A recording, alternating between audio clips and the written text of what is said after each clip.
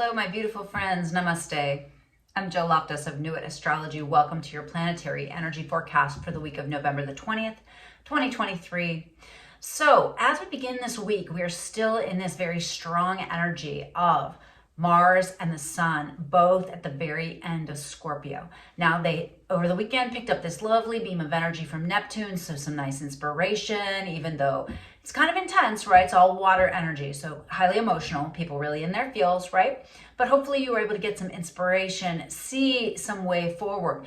But boy, when the Sun swallows Mars, right, and then Mars emerges, which they're in this dance. They're really in this dance because they're both going to move into Sagittarius this week. You're definitely going to feel this big push to completion in the Scorpio area of life, so wherever the last couple degrees are. Now, I always pay extra attention, at least I have been lately, to when Mars reaches the completion degree of 29. Because I feel like Mars gets very aggressive with the karmic lessons if they have not been delivered, if the changes haven't been made, the adaptations, in Scorpio, it's like a rebirth energy, right? With that Mars energy.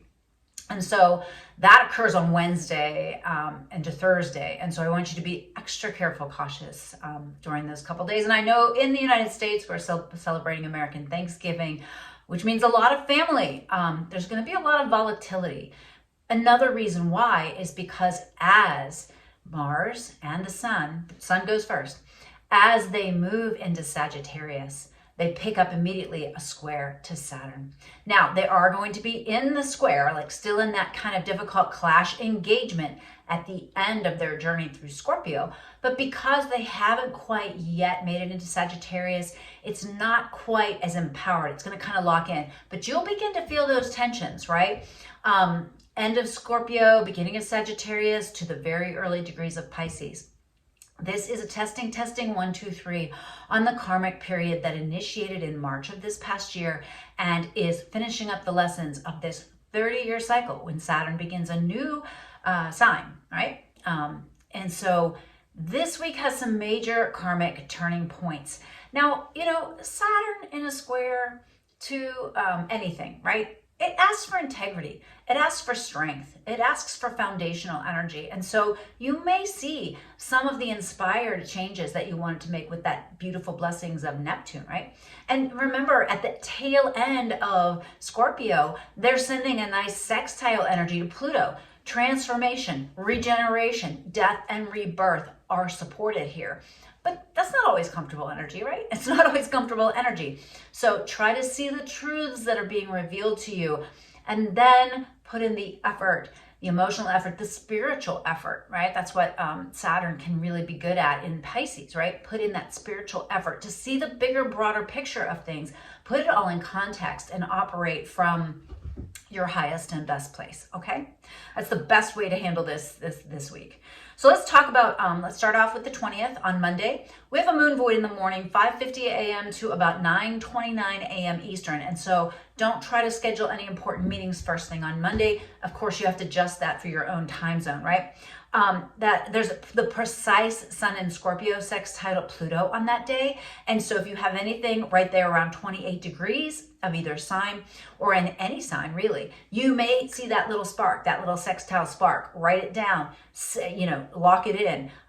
It's finishing up this, it's the last time this is going to occur in your lifetime.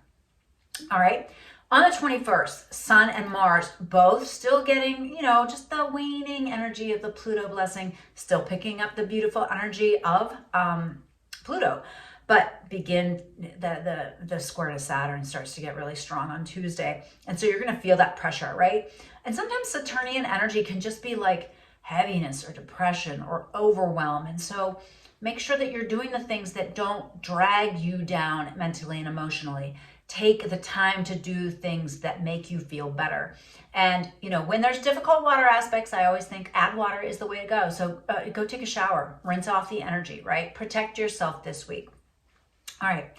On the 22nd, we have the Sun moving into Sagittarius. So happy solar return to my beautiful Sagittarian friends.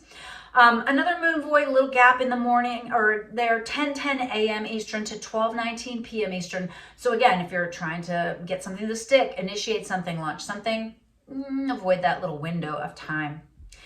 On the 23rd, Thanksgiving, that is the sun in Sagittarius, precise square to Saturn in Pisces. I honestly, this is just not the best energy for family gatherings. This is an energy of people being very philosophical and very big in their emotions. And, we're still picking up a little bit of that my way or the highway from Mars being at the end of the end of Scorpio, right? So, I just had an interesting conversation with a client today about trying to convince other people to see your side or to see your point of view. And remember always that if people are afraid to change, or if they have any fear or discomfort or lack of strength of their own convictions, they are unable to hear you, okay? Their fear makes their mind close down. And so there's no point in fighting or arguing, all right? So try to find this bridge. We all have moral compasses that we have to operate from. And there are things that are right and there are things that are wrong. But try to find the bridge of understanding so that we can all see each other's humanity and talk, okay? So, little side note. All right, on the 24th, Mars moves into Sagittarius. Now, I really think that you're going to feel this distinct vibe change with the Sun and Mars both in Sag, right? Hopefully a little bit more optimism, hopefully a little bit more go, maybe even a little bit more all right, let's look to the future, right? So I'm really liking that. Now, it will pick up the square then to Saturn. So, that's just kind of in play all week. Again, let that pressure from Saturn say, hey, what doesn't have integrity in my life? What's not going to last? What's not built firmly, right? What's not established firmly. We also begin to pick up a beautiful little energy. Mercury is also in Sagittarius, and it's going to start to trine the North Node in Aries and send a little sextile with the South Node in Libra. So a little bit of optimism. Maybe even your mind gets open. Oh, that's an interesting philosophy. I want to study a little bit more about that. That's really interesting. I'd like to learn more. I'd like to expand my mind. Very karmic energies here. And also blessings that have to do with dating and mating, right? Because Aries is your independent self and Libra is your connected self. So you might want to keep an eye out for that energy. On the 26th, Mercury then begins to pick up a square to Neptune. So that weekend you can end up feeling a little delusional.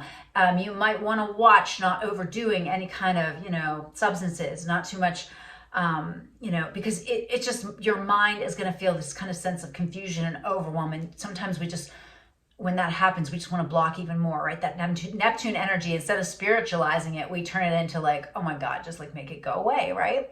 So watch that over the weekend. Be really careful about that. We also have another moon void on the 26th. That's a Sunday, 4:52 p.m. to 7:40 p.m. Eastern. So let's say you're having a big, heart-to-heart with your sweetheart. You're trying to make a decision, whether it's about the week or the year. Don't lock things in. It's great for ideas, but it's not the time to make decisions when the moon is void, and adjust that for your time zone. All right. Well, if you celebrate Thanksgiving, I hope you have a marvelous holiday. I hope that no matter where you are, what you celebrate, you are able to see the abundance, have gratitude for the good things, and continue to send the most positive energy that you can out into the world. Be a part of the solution, not part of the problem. And let's see what's going on in the tarot. I'll see you in a minute. Bye. Hello, my beautiful friends. Welcome to your Isis Lotus Tarot spread for the week of November the 20th, 2023. As you know, this gives two different ways to work with the energy. So let's take a look. Reading for the collective for the week.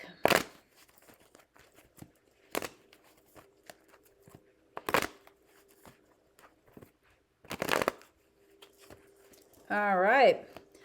And the first card is the basic influence of the past. Where are we coming from? King of Pentacles energy. So we're coming from this place of paying attention to money and resources and trying to make good decisions.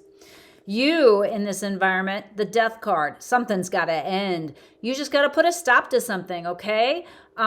It could be related to that pentacle kind of thing. So it could be some money that you're spending or even a value system that you really need to reevaluate and just rethink. So something's got to end. The environment that you're in, Well, it is a week about family. In the United States, we're celebrating Thanksgiving, but you really are kind of turning your direction to like the happiness that comes from having a safe, stable, secure home life. Yeah. And as these energies culminate, Ace of Wands, you want to do something about it. You want to start something. Okay. Now, the key card for the future is the Four of Pentacles, which says, whoa, whoa, whoa, hang on here. Conserve your resources. Pull back a little bit. Don't overschedule. No, you do not need to make all 17 of your favorite side dishes this week. You need to make it a little more simple. Conserve your time and energy. The two different ways this could be in play could be one, Queen of Swords. So you delegate, you make lists, you take care of business mentally. But on the other side, you might really just be feeling this sense of lack or worry or concern about your finances, time, or energy. All right, near future key card is Temperance. So this is a card of balance, of moderation, of not too much, not too little, okay? So good thing to remember. I mean, it's so funny. I'm filming this right after checking my computer and like everything, every catalog, everything is sending me stuff everything's 50% off. And I'm just like, oh, 50% off. Like, no, Jill, put it away, right? Pay attention to the budget. On the other side of Temperance with the Queen of Swords, we have the Eight of Swords, which is whoa. Watch the worry, watch the self-limiting thoughts. Over here, with the Five of Pentacles, we have the Eight of Pentacles, which says, look, think about this in a long-term view. What are you learning from this situation? How are you moving forward? What skills are you gaining, okay, that are going to help you in the future? All right. And then as we look forward to the Queen of Swords, the next card, with the Eight of Swords is the Ten of Swords. Dude, that's a lot of swords, right? I mean, this is like something goes awry or wrong and you feel maybe guilt, shame, like you're a failure. The reality is it needed to end so you could move on. It's not a bad thing. Over here on the Pentacle sides, we've got the High Priestess energy popping up. So this is great. So really think if you're working with this side of the deck, you really work with spiritual energy, work with Shakti, the divine feminine, right? Now, on Queen of Swords side, as we look at the final possible solutions, we've got the Nine of Wands, which says, don't give up. This looks like a lot of emotional angst, a lot of mental angst, actually. Don't give up. Keep pushing forward. Keep doing what you need to do. On the Five of Pentacles side, watch that you don't get too narrow-minded, too focused on only one thing. And then over here on the Queen of Swords side, we've got the Chariot, which says, all right, now it's time to get moving, okay? It's time to get moving. Over here on the Five of Pentacles side, we have the Hermit. So an enormous amount of spiritual energy on this side.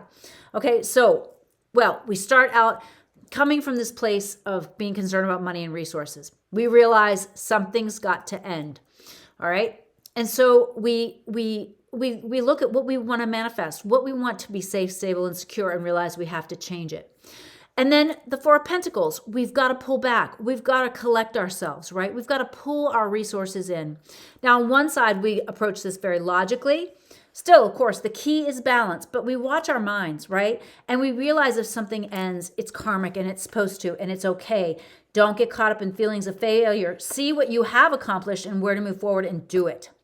On the other side, we have the Five of Pentacles, this sense of lack lack of money, lack of time, lack of energy, this lack mentality. Temperance says balance it out by doing what you can do. Study, learn, gain skills, and know the big picture. Spiritualize it. And then don't get caught up in little petty things. See the big picture, and if you need to meditate, pull back so that you can retain that perspective. All right, I'm wishing you the most marvelous week, my friends. I'll see you next week. Bye.